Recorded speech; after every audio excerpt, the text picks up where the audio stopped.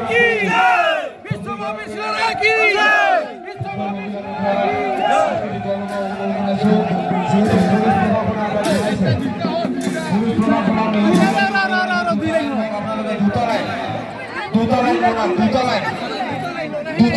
Police प्रशासনৰ guideline আছে হে আপোনালোকে উলংঘা নকৰিব দুটা লাইন হওক পুলিশ প্ৰশাসনৰ কিছুমান নিয়মাৱলী আছে আপোনালোকে সম্পূৰ্ণ লাইনটো নহ'ব দুটা লাইন কৰক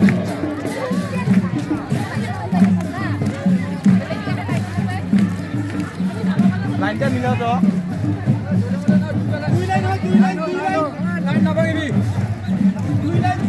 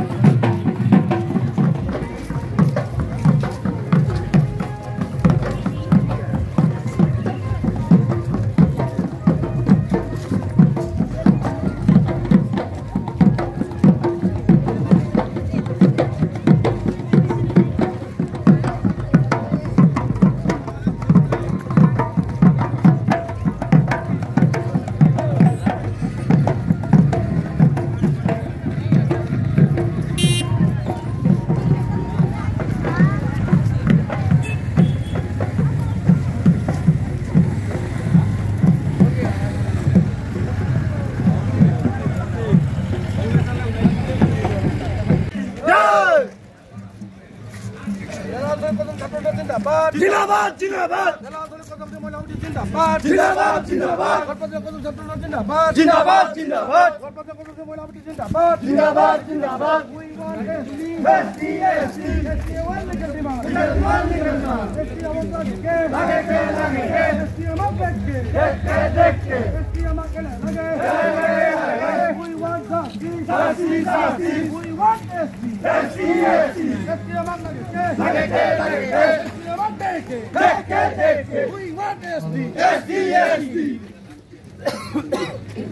আক্রাসু জিন্দাবাদ আক্রাসু জিন্দাবাদ আক্রাসু জিন্দাবাদ মহিলা হারানি জিন্দাবাদ আক্রাসু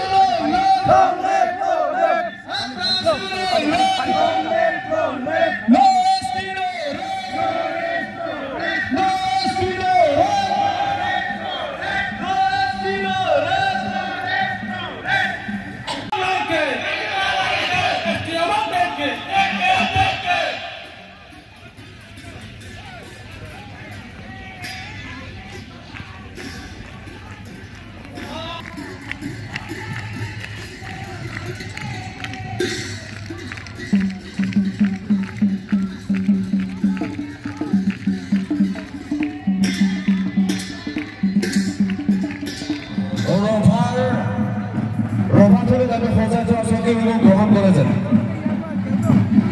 রভাতুলি খোঁজা দেওয়া সখীসমূহ নাম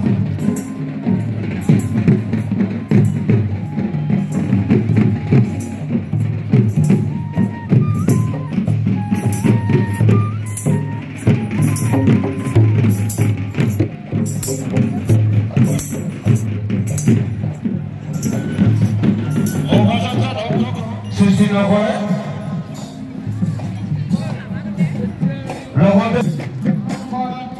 ৰখাই থোৱা চেয়াৰত বা চকীত আপোনালোকে বহি আপোনালোকে আমাৰ যিখিনি অভিযোজন সমিতিয়ে চাহ জলপানৰ ব্যৱস্থা কৰিছে সেইখিনি যাতে আপোনালোকে গ্ৰহণ কৰে তাৰ কাৰণে আপোনালোকক ধন্যবাদ বা অনুৰোধ জনাইছোঁ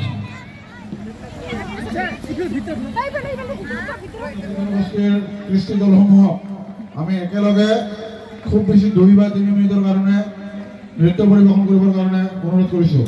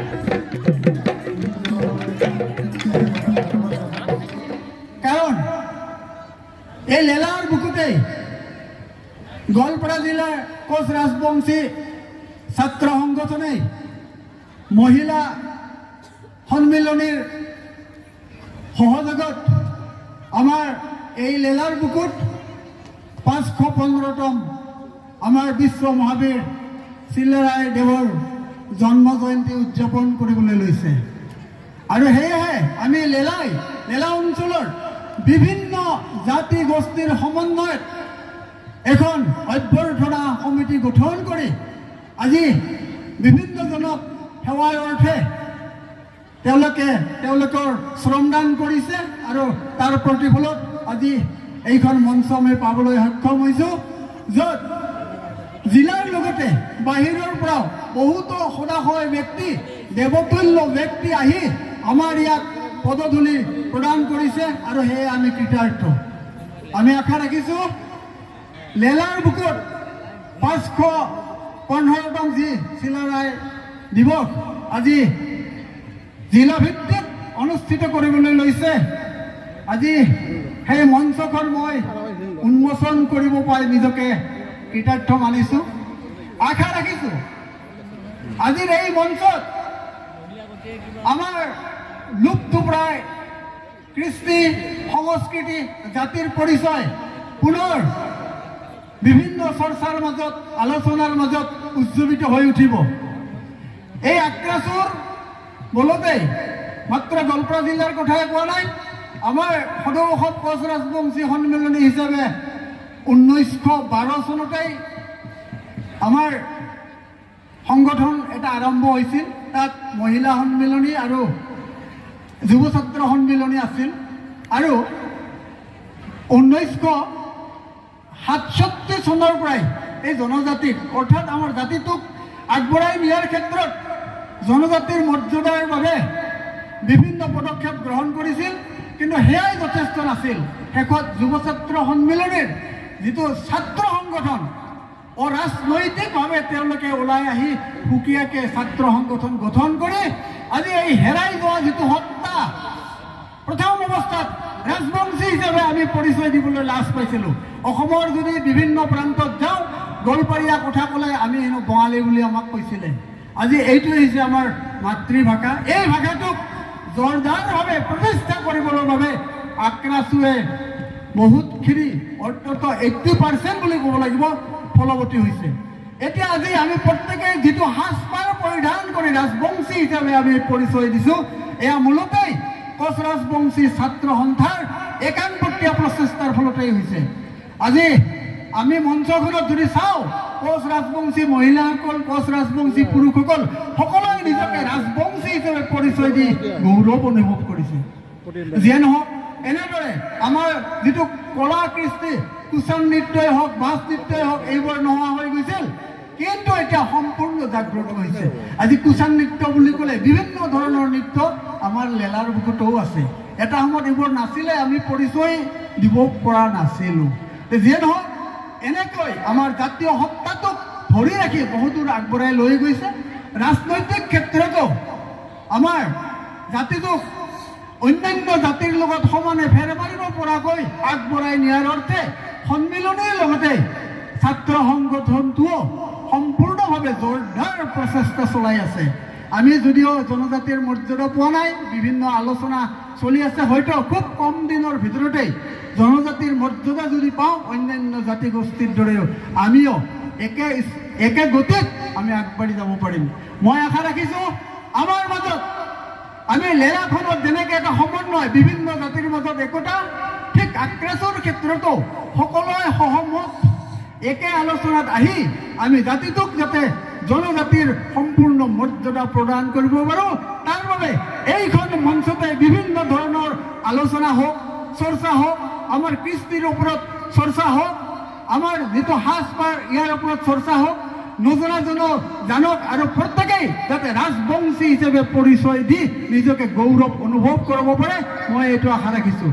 মই আজি এইখন মঞ্চত খুব সুস্থভাৱে শৃংখলাবদ্ধভাৱে আমাৰ জাতিৰ বিভিন্ন দিশৰ ওপৰত আলোচনা হওক আমাৰ বীৰ চিলাৰাৰ দেৱৰ লগতে ৰাজবংশীয় পৰিয়ালৰ কিছু আলোচনা হওক আৰু লগতে কৃষ্টিৰ যাতে উষ্ম কিছু কাৰ্যসূচীৰে আমাৰ জাতিটোক ভালকৈ পৰিচয় দিব পাৰে আৰু আগবাঢ়ি যোৱাত জাতিটোক যাতে সকলোৱে আগবাঢ়ি আহি সহায় কৰিব পাৰে তেনেধৰণৰ পৰিৱেশ যাতে সৃষ্টি হয় মই এয়া কামনা কৰোঁ। জয় হুকুমত ৰায় কি গোৱালপাৰা জিলা কোচ ৰাজবংশী ছাত্ৰ সন্থা জিন্দাবাদ।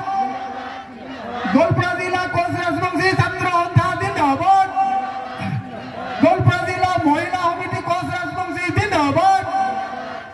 গোৱালপাৰা জিলা কোচ ৰাজবংশী মহিলা সন্মিলনী জিন্দাবাদ। লেলা আঞ্চলিক কোচ ৰাজবংশী ছাত্ৰ সন্থা জিন্দাবাদ। লেলা আঞ্চলিক কোচ ৰাজবংশী ছাত্ৰ সন্থা জিন্দাবাদ। সকলোৰে মংগল আৰু জাতিটোৰ উন্নতি কামনা কৰি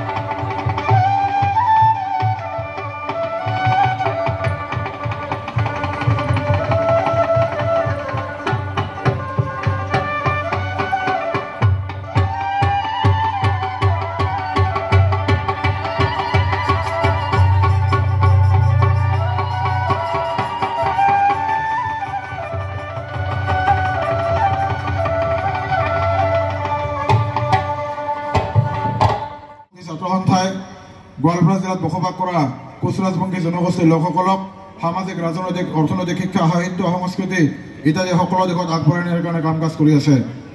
আমি সকলোৱে জানো যে গোৱালপাৰা জিলা কোচ ৰাজবংশী ছাত্ৰ সন্থাই গোৱালপাৰা জিলাত বসবাস কৰা কোচ ৰাজবংশী জনগোষ্ঠীৰ ছাত্ৰ ছাত্ৰীসকলক শৈক্ষিক দিশত আগবঢ়াই নিয়াৰ কাৰণে কোচ ৰাজবংশী জনগোষ্ঠীৰ এই ছাত্ৰ ছাত্ৰীসকলৰ শৈক্ষিক ভৱিষ্যত সুৰক্ষিত কৰিবৰ কাৰণে সদায় কাম কাজ কৰি আহিছে। আৰু তাৰ সমান্তৰালভাৱে সদৌ কোচ ৰাজবংশী ছাত্ৰ সন্থাৰ যি মূল দুটা দাবী ঐতিহাসিক পৃথক কমতাব ৰাজ্য পুনৰ্গঠন আৰু কোচ ৰাজবংশী জনগোষ্ঠীক অনুসূচিত জনজাতিৰ মৰ্যাদা প্ৰদানৰ কাৰণে গোৱালপাৰা জিলা কোচ ৰাজবংশী ছাত্ৰ সন্থাই নিজৰ স্থিতিত অটল অবিচল হৈ বিভিন্ন সময়ত বিভিন্ন ধৰণে আন্দোলন কাৰ্যসূচী ৰূপায়ণ কৰি আহিছে। আৰু তাৰে এক প্ৰেক্ষাপটত গোৱালপাৰা জিলা কোচ ৰাজবংশী ছাত্ৰ সন্থাই 2014 চনৰ পৰা এই চিলাৰায় দিৱস বিভিন্ন স্থানত উদযাপন কৰি আহিছে। প্ৰত্যেক বছৰে বিভিন্ন আঞ্চলিকৰ সহযোগত গোৱালপাৰা জিলা কোচ ৰাজবংশী ছাত্ৰ সন্থাই 2014 চনৰ পৰা চিলাৰায় দিৱস উদযাপন কৰি আহিছে। আৰু এই চিলাৰায় দিৱসৰ লগত সংগতি ৰাখি গোৱালপাৰা জিলা কোচ ৰাজবংশী ছাত্ৰ সন্থাৰ বাৰ্ষিক অধিৱেশনখন অনুষ্ঠিত কৰা হয়।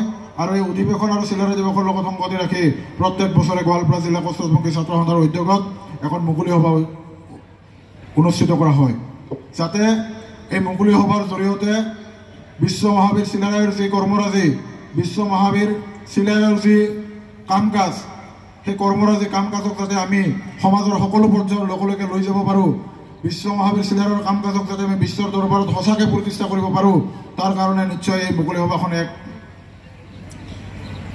বাটকটীয়া হিচাপে কাম কাজ কৰিব। তাৰ লগে লগে কোচ ৰাজবংশী জনগোষ্ঠীটোৰ এই বিশেষকৈ গোৱালপাৰা জিলাৰ যিবিলাক সমস্যা গোৱালপাৰা জিলাত বসবাস কৰা কোচ ৰাজবংশী জনগোষ্ঠীৰ লোকসকলৰ সমস্যাসমূহৰ ক্ষেত্ৰত এই মুকলি সভাখনে এক উদ্যোগ গ্ৰহণ কৰিব বুলি আশা প্ৰকাশ কৰিছোঁ। কোচ ৰাজবংশী জনগোষ্ঠীটোৰ যি মূল দুটা সমস্যা ঐতিহাসিক পৃথক কমতাব ৰাজ্য পুনৰ্গঠন আৰু কোচ ৰাজবংশী জনগোষ্ঠীটোৰ জনজাতিকৰণৰ ক্ষেত্ৰতো এই মুকলি সভাখনে এক উদ্যোগ গ্ৰহণ কৰিব বুলি আশা প্ৰকাশ কৰি আজিৰ এই মুকলি সভাখনৰ উদ্দেশ্য ব্যাখ্যা ইমানতে সমাপ্ত কৰিছোঁ। ধন্যবাদ।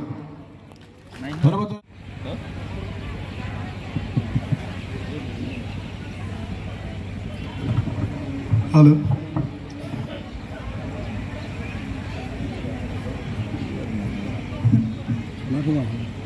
আজিৰ এই গোৱালপাৰা জিলা কোচ ৰাজবংশী ছাত্ৰ সন্থা আৰু গোৱালপাৰা জিলা মহিলা সমিতিৰ উদ্যোগত আৰু এই লেলা আঞ্চলিক কোচ ৰাজবংশী ছাত্ৰ সন্থাৰ আৰু লেলা আঞ্চলিক কোচ ৰাজবংশী মহিলা সমিতিৰ আতিথ্যত আৰু লেলা আঞ্চলিক ৰাইজৰ সহযোগত যি দুদিনীয়া কাৰ্যসূচীৰে বিশ্ব মহাবীৰ চিলাৰায় দিৱস উদযাপন কৰিবলৈ ইয়াৰ অনুষ্ঠিত কৰা হৈছে। তাৰে আজিৰ এই লেলা হাইস্কুল খেলপথাৰত মুকলি সভাৰ সভাপতিত্ব কৰা বৰ চৰা গোৱালপাৰা জিলা কোচ ৰাজবংশী ছাত্ৰ সন্থাৰ সভাপতি শ্ৰীযুত ৰূপক কুমাৰ ৰায় ডাঙৰীয়া, গোৱালপাৰা জিলা মহিলা কমিটিৰ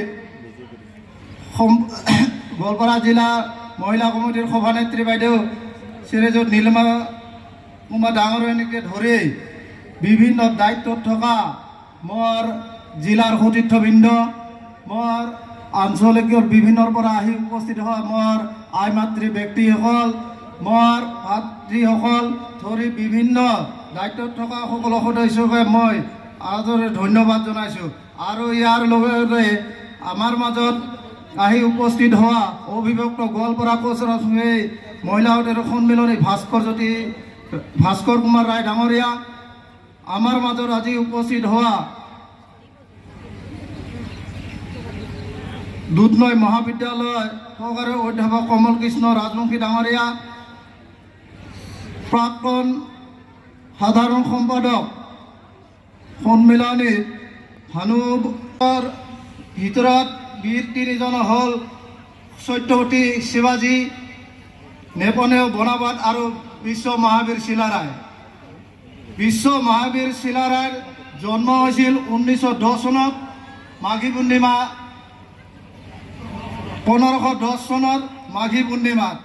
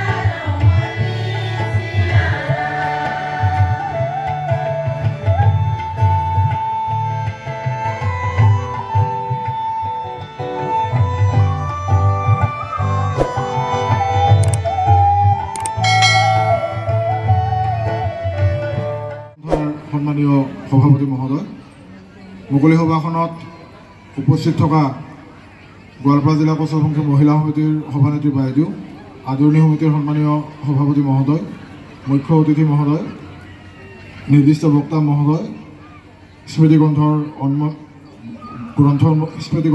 উন্মোচক মহোদয়, কোচৰাজবংশী ভাষাৰ গ্ৰন্থ উন্মোচক মহোদয়, নিৰ্দিষ্ট বিশিষ্ট অতিথিবৃন্দ, সন্মানীয় অতিথিবৃন্দ আৰু ইয়াত উপস্থিত থকা শ্ৰদ্ধাৰ ৰাইজ, সভাপতি মহোদয়ৰ আহ্বান মৰ্মে আজিৰ এই সভাৰ কাৰ্যসূচী অনুসৰি মই চিনাকি পৰ্ব অনুষ্ঠানটি হাত ধৰিবলৈ আগবাঢ়িছোঁ। মই প্ৰথমতে আপোনালোকৰ সন্মুখত চিনাকি কৰি দিবলৈ ওলাইছোঁ আজিৰ এই মুকলি সভাখনৰ সভাপতি তথা গোৱালপাৰা জিলা কোচৰাজবংশী ছাত্ৰ সন্থাৰ সন্মানীয় সভাপতি মাননীয় ৰূপক ৰায় মহোদয়ক। আমি তেখেতক চিনাকি কৰি দিয়াৰ লগতে এখনে কোচৰাজবংশী জাতীয় আচাৰে আদৰণি জনাইছোঁ। আমাৰ মাজত উপস্থিত আছে এই অনুষ্ঠানটোৰ উদ্যোগ গ্ৰহণ কৰা আন এটা সংগঠনৰ নেত্ৰী, গোৱালপাৰা জিলা কোচৰাজবংশী মহিলা সমিতিৰ সভানেত্ৰী নীলিমা ৰায় বাইদেউ। আমি তেখেতকো আপোনালোকৰ সন্মুখত পৰিচয় কৰি দিয়াৰ লগতে এখনে কোচৰাজবংশী জাতীয় আচাৰে আদৰণি জনাইছোঁ। আমাৰ মাজত উপস্থিত আছে এই অনুষ্ঠানটো সৰ্বাংগ সুন্দৰভাৱে অনুষ্ঠিত কৰাৰ ক্ষেত্ৰত এক গুৰুত্বপূৰ্ণ ভূমিকা গ্ৰহণ কৰা আদৰণি সমিতিৰ সন্মানীয় সভাপতি মাননীয় ৰাজেশ কুমাৰ ৰাভা মহোদয়ক আপোনালোকৰ সন্মুখত পৰিচয় কৰি দিয়াৰ লগতে এখনে কোচৰাজবংশী জাতীয় আচাৰে আদৰণি জনাইছোঁ।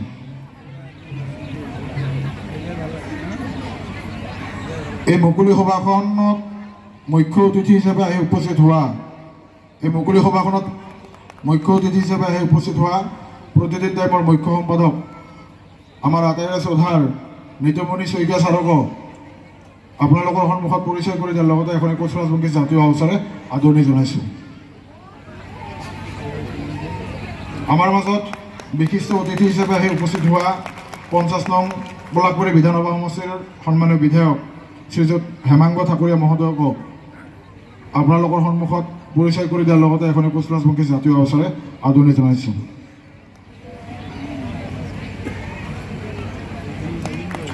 আমাৰ মাজত বিশিষ্ট অতিথি হিচাপে আহি উপস্থিত হোৱা APDCLৰ সঞ্চালক ডক্টৰ প্ৰকাশ কাশ্যপ ছাৰক পৰিচয় কৰি দিয়াৰ লগতে এখনে কোচৰাজবংশী জাতীয় আচাৰে আদৰণি জনাইছোঁ। ইতিমধ্যে এই মুকলি সভাখন উদ্বোধন কৰা গোৱালপাৰা জিলা কোচৰাজবংশী ছাত্ৰ সন্থাৰ সন্মানীয় উপসভাপতি মাননীয় ধ্ৰুৱলোচন বৰ্মন মহোদয়ক আপোনালোকৰ সন্মুখত পৰিচয় কৰি দিয়াৰ লগতে এখনে কোচৰাজবংশী জাতীয় আচাৰে আদৰণি জনাইছোঁ।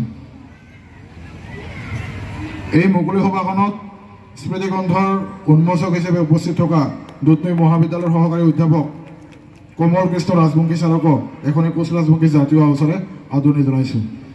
মুকলি সভাখনত কোচৰাজবংশী ভাষাৰ গ্ৰন্থ উন্মোচক হিচাপে উপস্থিত থকা সদৌ অসম কোচৰাজবংশী সন্মিলনীৰ প্ৰাক্তন সাধাৰণ সম্পাদক ভানুভূষণ বৰ্মন মহোদয়ক এখনে কোচৰাজবংশী জাতীয় আচাৰে আদৰণি জনাইছোঁ।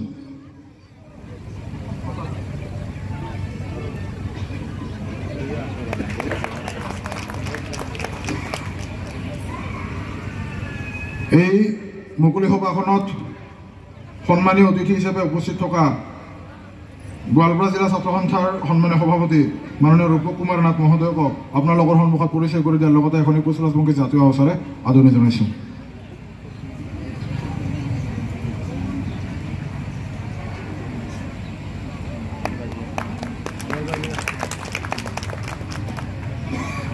এই মুকলি সভাখনত সন্মানীয় অতিথি হিচাপে উপস্থিত থকা গোৱালপাৰা জিলা কোচৰাজবংশী সন্মিলনীৰ সন্মানীয় সভাপতি মাননীয় সুশীল কুমাৰ ৰায় মহোদয়ক আপোনালোকৰ সন্মুখত পৰিচয় কৰি দিয়াৰ লগতে এখনে কোচৰাজবংশী জাতীয় আচাৰে আদৰণি জনাইছোঁ।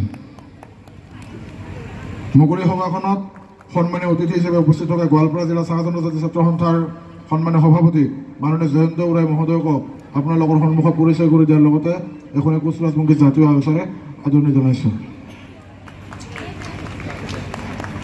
এই মুকলি সভাখনত সন্মানীয় অতিথি হিচাপে উপস্থিত থকা এসময়ত গোৱালপাৰা জিলা কোচৰাজবংশী ছাত্ৰ সন্থাক সাধাৰণ সম্পাদক উপসভাপতি হিচাপে নেতৃত্ব প্ৰদান কৰি যোৱা মাননীয় শ্ৰীযুত মহানন্দ দাস মহোদয় উপস্থিত আছে। আমি তেখেতক আপোনালোকৰ সন্মুখত পৰিচয় কৰি দিয়াৰ লগতে এখন কোচৰাজবংশী জাতীয় উৎসৱৰে আদৰণি জনাইছোঁ। 21তম বাৰ্ষিক অধিৱেশনৰ আজিৰ মুকলি সভাৰ সভাপতি মাননীয় শ্ৰীযুত ৰূপক ৰায় ডাঙৰীয়া, সাধাৰণ সম্পাদক মাননীয় শ্ৰীযুত পাঞ্জিত দাস ডাঙৰীয়া। ধ্বজৰ পৰা নাম চিলাৰাই হৈছে নিজৰ যুদ্ধ শৈলীৰ কাৰণে। যুদ্ধৰ কাৰ বিৰুদ্ধে কৰিছিলে সেই বিষয়টো টাচ হোৱা নাই। বেংগলৰ নবাব সুলেমান কাৰ্ণানী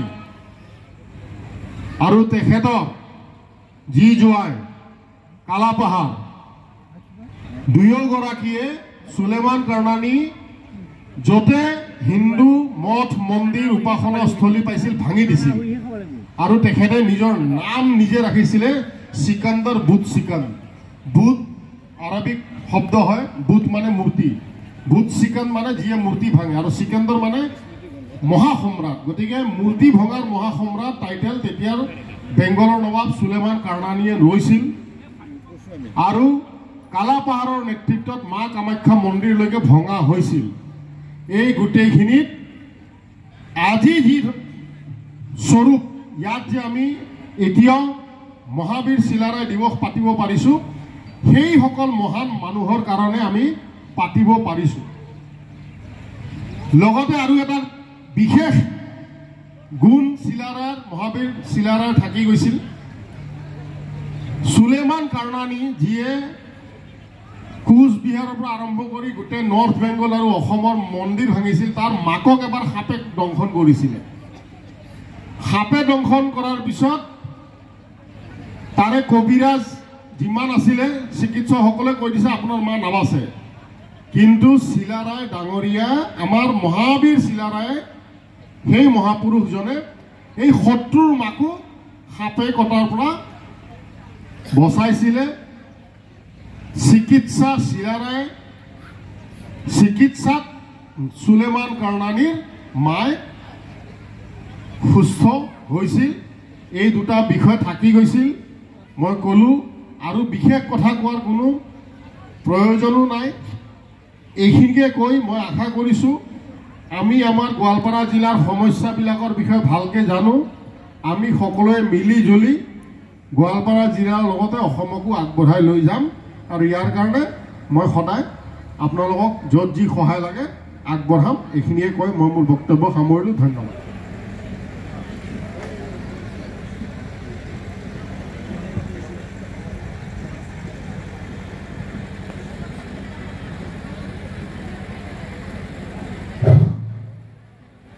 আমাৰ বিশ্ব মহাবীৰ চিলাই দিৱসৰ লগত সংগতি ৰাখি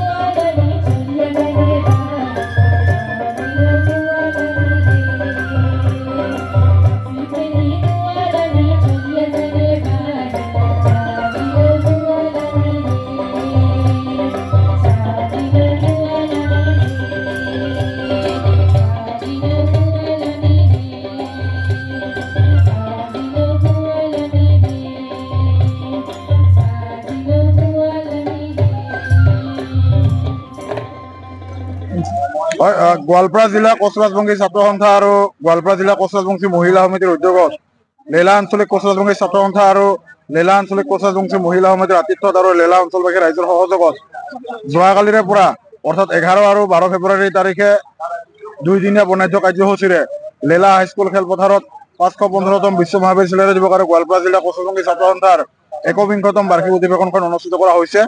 যোৱাকালিৰ পৰা আৰম্ভ হোৱা অনুষ্ঠানত যোৱাকালি বিভিন্ন ধৰণৰ কাৰ্যসূচী অনুষ্ঠিত হৈ গৈছে। তাৰে ভিতৰত অন্যতম কাৰ্যসূচী আছিল গোৱালপাৰা জিলা কোচৰাজবংশী ছাত্ৰ সন্থাৰ প্ৰতিনিধি সভা আৰু গোৱালপাৰা জিলা কোচৰাজবংশী মহিলা সমিতিৰ প্ৰতিনিধি সভা। আজি দ্বিতীয় দিনৰ কাৰ্যসূচী মতে ৰাতিপুৱা পতাকা উত্তোলন, শ্বহীদ বেদীত মাইলাৰ পৰণ চিলাৰৰ প্ৰতিবাদত হৈ গৈছে, গছপুলি ৰোপণ হৈ গৈছে। তাৰপিছত সাংস্কৃতিক শোভাযাত্ৰা ইতিমধ্যে আমাৰ হৈ গৈছে আৰু বৰ্তমান আমাৰ এই অধিৱেশন আৰু চিলাৰায় দিৱসৰ মুকলি সভা চলি আছে।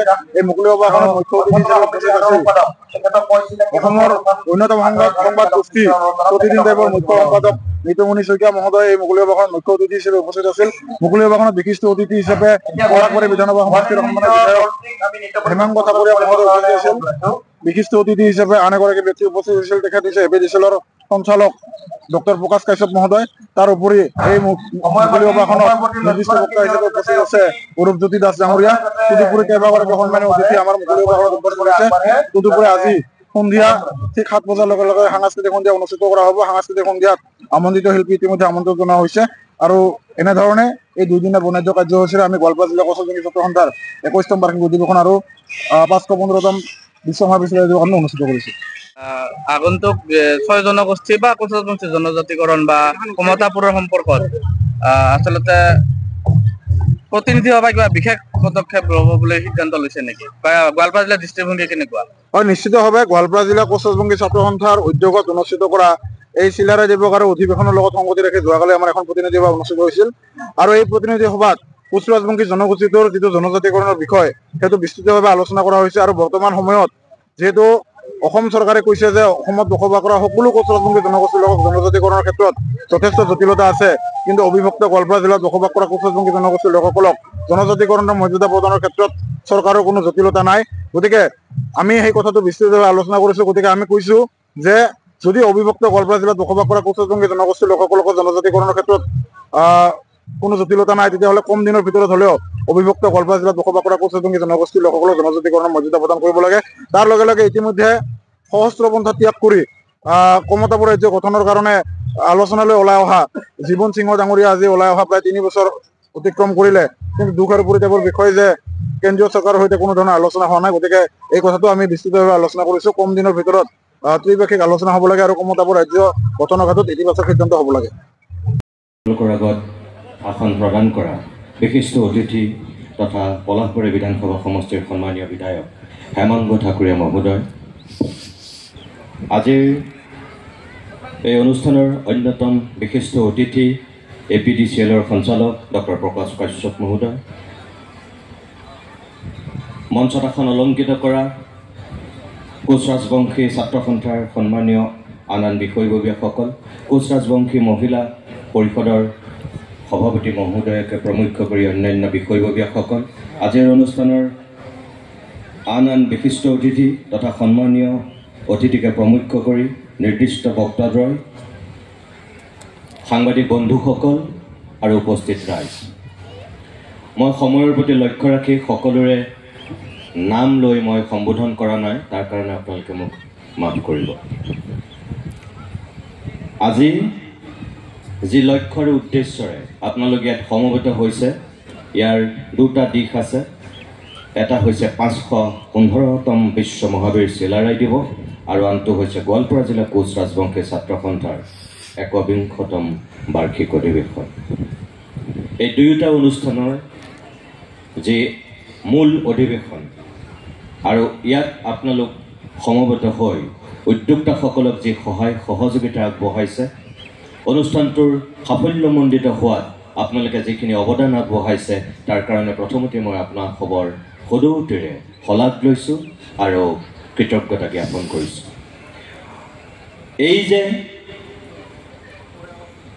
মোক ইয়ালৈ মুখ্য অতিথি বুলি মাতিছে, চিনাকিও কৰি দিছে, মই আপোনালোকক খোলাকৈ কওঁ, মই কোনো মুখ্য অতিথি হিচাপে মাইক্ৰফোনৰ সন্মুখত থিয় হোৱা নাই।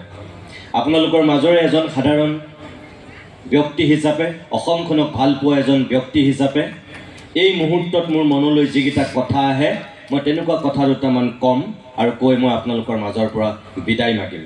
কি টেলিভিশ্যনেই হওক, কি সভা সমিতিয়েই হওক, পৰিৱেশ পৰিস্থিতি চাই মই কথা কোৱা মানুহ, আৰু এই মুহূৰ্তত মোক বিবেকে যিকেইটা কথা ক'বলৈ ইয়াত অনুমতি দিছে মই তেনেকুৱা কথা কেইটামান কম, কৈ পেলাই মই গুচি যাম।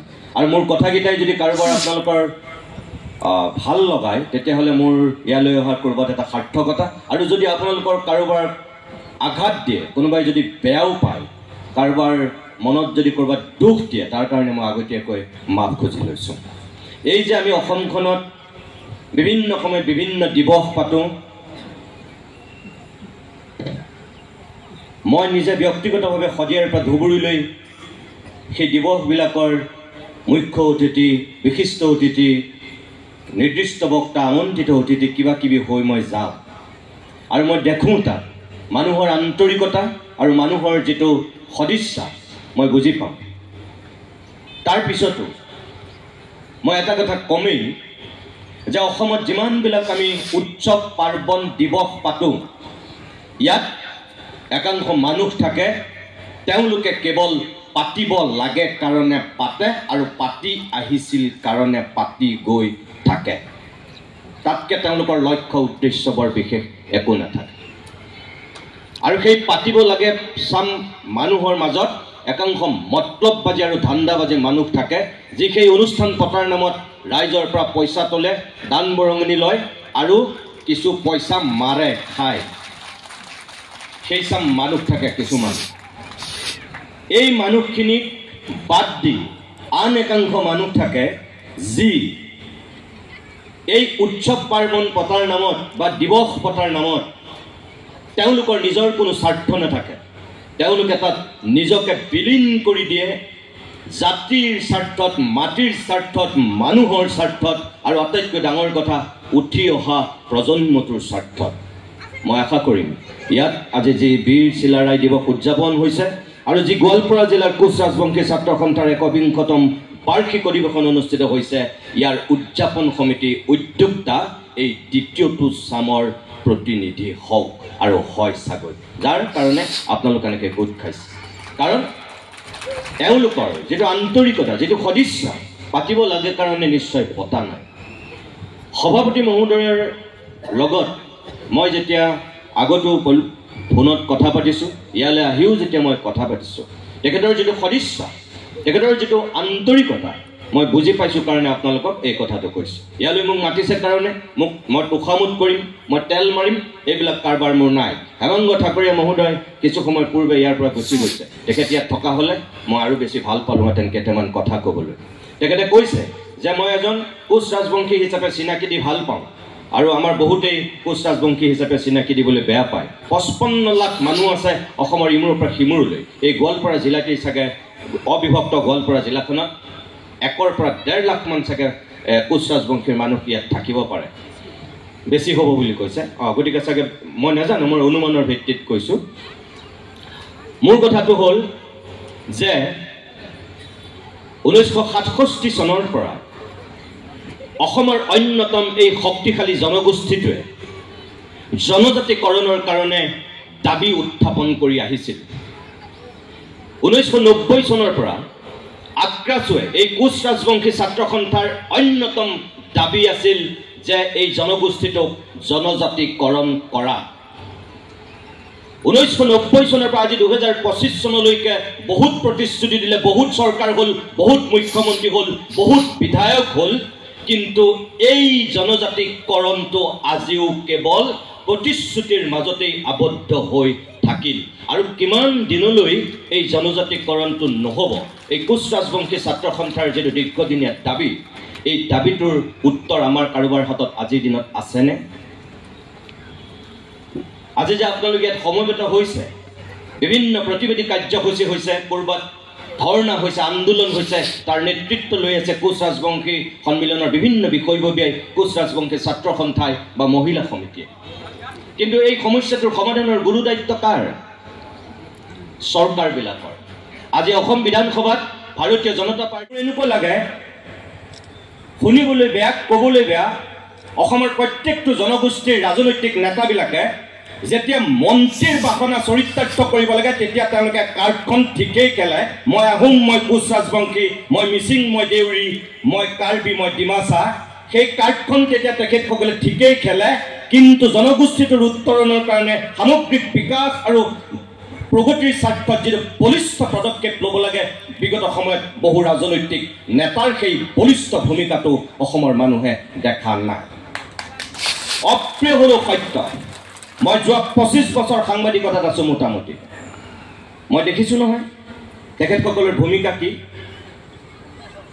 যেতিয়া চুতীয়া ছাত্ৰ সন্থাই প্ৰতিবাদ কৰে চুতীয়া সন্মিলনে যেতিয়া প্ৰতিবাদ কৰে তেতিয়া চুতীয়া সাহিত্য সভা চুতীয়া জনগোষ্ঠীবিলাকৰ সকলোৱে তাত অংশগ্ৰহণ কৰে কিন্তু নিৰাপদ দূৰত্বত অৱস্থান কৰে চুতীয়া জনগোষ্ঠীৰ বিধায়কসকলে যেতিয়া আহোম জনগোষ্ঠীটোৰ জনজাতিকৰণৰ দাবীত প্ৰত্যেকটো আহোম জনগোষ্ঠীৰ মানুহে যেতিয়া আন্দোলন কৰে প্ৰতিবাদ কৰে তেতিয়া আহোম জনগোষ্ঠীটোৰ কাষত তেখেতসকলৰ বিধায়কসকল থিয় নিদিয়ে নাথাকে কোচ ৰাজবংশী আপোনালোকে যেতিয়া আন্দোলন কৰে প্ৰতিবাদ কৰে মইতো দেখা নাই আপোনালোকৰ সেই প্ৰতিবাদৰ সন্মুখত কোচ ৰাজবংশীৰ বিধায়কসকল একেলগে থিয় দিছে আৰু থিয় দি তেওঁলোকে কৈছে যে দল মত নিৰ্বিশেষে কোন অগপ কোন কংগ্ৰেছ কোন ৰাইজৰ দল কোন BPF কোন AGP এইবিলাক গুলি মাৰো আমি জনগোষ্ঠীটোৰ স্বাৰ্থত সকলো এক হৈ আমি মাত মাতিছোঁ কিয় আপোনালোকে দেখিছে বিধানসভাত কোনোবাই গৰজিছে তেনেকৈ আপোনালোকৰ এই প্ৰতিবাদী কাৰ্যসূচীত কোনোবাই অংশগ্ৰহণ কৰিছে তেনেকৈ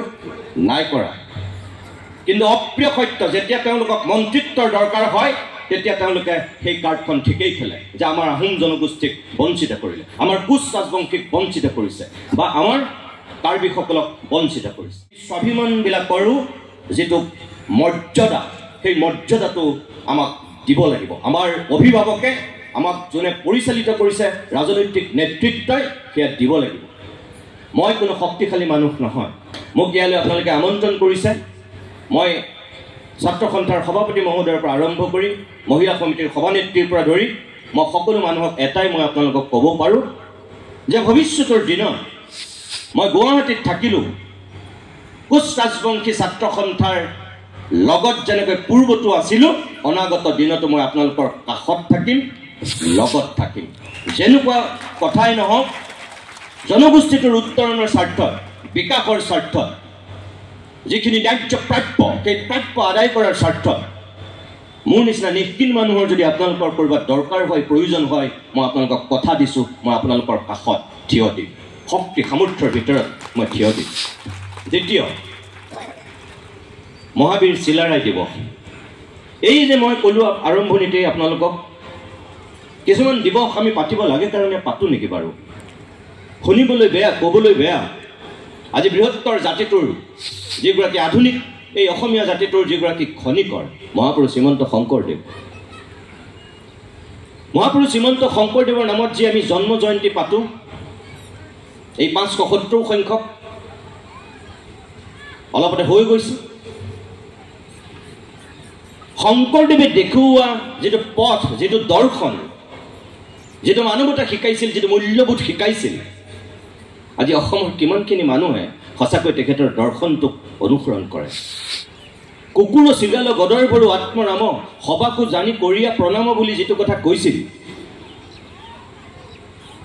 বা মুছলমানৰ চান খাই গাৰুৰ গোবিন্দ নগাৰ নৰোত্তম এই সকলোকে লৈ তেওঁ শিষ্যত্বতে যিখন বৰ অসম নিৰ্মাণৰ সপোন দেখিছিল এই শংকৰদেৱৰ দৰ্শনটোক আমি কিমানে অনুসৰণ কৰোঁ মই কিয় কৈছোঁ শংকৰদেৱৰ কথা আজি যদি শংকৰদেৱৰ নামত গোটেই জাতিটো যে উদ্বাউল হৈ পৰিছে উদ্ভাসিত হৈ পৰিছে শংকৰদেৱৰ সেই সত্তাটোক আমি বুজি নাপালোহেঁতেন আজি যদি এই চিলাৰায় শংকৰদেৱৰ ক্ষেত্ৰত অৱদান নাথাকিলেহেঁতেন আৰু বহুত মানুহে নাজানে যে এই শংকৰদেৱৰ ক্ষেত্ৰত চিলাৰায় অৱদানটো কি আছিল সেই সময়ত যেতিয়া আহোম ৰাজত্বৰ কোপত একাংশ ব্ৰাহ্মণ লোকৰ ষড়যন্ত্ৰত শংকৰদেৱ যেতিয়া উজনি অসমৰ পৰা পলাবলগীয়া হৈছিল যেতিয়া তেওঁ নামনিৰ ফালে ধাবিত হৈ আহিছিল এই কোচ ৰাজবংশী এই চিলাৰায়ে সেই সময়ত শংকৰদেৱক আশ্ৰয় দিছিল আৰু শংকৰদেৱৰ সকলো সৃষ্টিৰাজিৰ গুৰুত্ব বুজি পাইছিল, মহত্ব বুজি পাইছিল।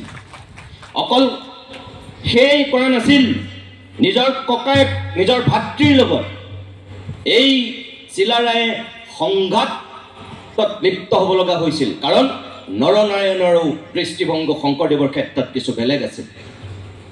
নৰনাৰায়ণক বেলেগে প্ৰভাৱিত যেনেকৈ কৰিছিল তেওঁ তেনেকৈ বিশ্বাস কৰিছিল, কিন্তু নিজৰ ভাতৃ হোৱাৰ স্বত্বেও শংকৰদেৱৰ ক্ষেত্ৰত যি নিজৰ বিবেকে যিটো কথা কৈছিল চিলাৰায়ক, তেওঁ সেই স্থিতিয়ে লৈছিল। আৰু সেই সময়ত যদি মহাপুৰুষ শ্ৰীমন্ত শংকৰদেৱক সেই আশ্ৰয় চিলাৰায়ে নিদিলেহেঁতেন, শংকৰদেৱৰ যদি সেই গৰিমা তেওঁ উপলব্ধি নকৰিলেহেঁতেন, তেনেহ'লে হয়তো আজি আমি শংকৰদেৱৰ যিখিনি আধ্যাত্মিক চেতনা সমৃদ্ধ হৈ অসমীয়া জাতিটো জীপাল হৈছোঁ, একতাৰ দোলেৰে বান খাই আছোঁ, এইটো কিন্তু হয়তো সম্ভৱ নহ'লহেঁতেন। গতিকে এই চিলাৰায়ে অৱদান সেই পৰ্যায়ত আছিল। আৰু এটা কথা চাওক, আজি চিলাৰায়ে নামত বহুতে কিবা কিবি কথা ক'ব, বহুত ৰাজনৈতিক নেতাই উদ্দাত্ত ভাষণ দিব, কিন্তু চিলাৰায় দৃষ্টিভংগী কি আছিল? তেওঁ বীৰ আছিল সঁচা, মহাবীৰ আছিল সেইটো সঁচা, যে তেওঁ ক'তো পৰাস্ত হোৱা নাছিল। গৌৰ ৰজাৰ হাততেই যি তেওঁ এবাৰ পৰাস্ত হৈছে, তাৰ বাহিৰেতো তেওঁ ক'তো হৰাই নাছিল মোটামুটি। কিন্তু সেই মানুহজনৰ দৃষ্টিভংগী কি আছিল? পৰাজিত কৰিছে বুলি কাৰোবাক তেওঁ শোষণ কৰিছিল নেকি? তেওঁ হীন দৃষ্টিৰে চাইছিল নেকি? বুঢ়ত যে কি কয়, তেওঁ কিন্তু তেতিয়াই আজি আমাৰ নৰেন্দ্ৰ মোদীয়ে যিটো কথা কয়, সবকা সাথ সবকা বিকাশ সবকা বিশ্বাস, চিলাৰায়ে কিন্তু তেতিয়াই এই কোচ ৰাজ্যত সেই তেতিয়াই কিন্তু সবকা সাথ সবকা বিকাশ সবকা বিশ্বাস এক প্ৰকাৰ তেতিয়াই প্ৰৱৰ্তন কৰিছিল। সম উন্নয়ন, সম বিকাশ, সম প্ৰগতিৰ কথা তেতিয়াই চিলাৰায়ে কৈছিল। আৰু যাৰ কাৰণে প্ৰথম অৱস্থাত নৰনাৰায়ণ আৰু চিলাৰায় দুয়োজনে এক প্ৰকাৰ চাবলৈ গ'লে যেনেকৈ আমাৰ তৰুণ গগৈৰ দিনত ছুপাৰ CM আছিল হিমন্ত বিশ্ব শৰ্মা, সৰ্বানন্দ সোণোৱালৰ দিনত যেনেকৈ ছুপাৰ CM হিমন্ত বিশ্ব শৰ্মা আছিল, আচলতে নৰনাৰায়ণৰ দিনতো ৰজা প্ৰকৃততে চিলাৰায়ে আছে। নৰনাৰায়ণতকৈ সকলোবোৰ সিদ্ধান্ত এই চিলাৰায়ে লৈছিল। আৰু তেওঁ লৈ কি কৰিছিল? প্ৰত্যেকটো এই কোচ ৰাজবংশৰ অধীনত যিবিলাক ৰাজ্য তেওঁ সেই সময়ত দখল কৰিছে, যুদ্ধত জয় কৰিছে, সকলোকে কিন্তু একেই মৰ্যাদা দিছিল, একেই তেওঁ প্ৰগতি হোৱাটো বিচাৰিছিল। অকল এই নিৰ্দিষ্ট জনগোষ্ঠীটোৰ মানুহৰ তেওঁ উত্তৰণ বিচাৰিছিল সেইটো কথা নহয়। সেই চিন্তা আছিল তেওঁ ধৰ্মৰ দিশৰ পৰা। শংকৰদেৱৰ সম্পূৰ্ণ বিপৰীত স্থিতিত আছিল কামাখ্যা।